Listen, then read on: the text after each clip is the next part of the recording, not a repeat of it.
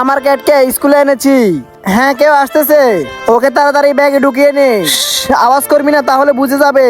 চলো বাচ্চারা, তাড়াতাড়ি ড্রয়িং কমপ্লিট করো, আমি ফার্স্ট হব। এই সাউন্ড কই থেকে আসতেছে? এই সাউন্ড এই ব্যাগ থেকে আসতেছে। আরে না, ব্যাগের ভিতরে কিছুই নেই। কিছু তো আছে না। ক্যাট ম্যাম, দেখেন মিনা ক্যাট এনেছে। হ্যাঁ, কি স্কুলে বিড়াল? টিচার, এই যে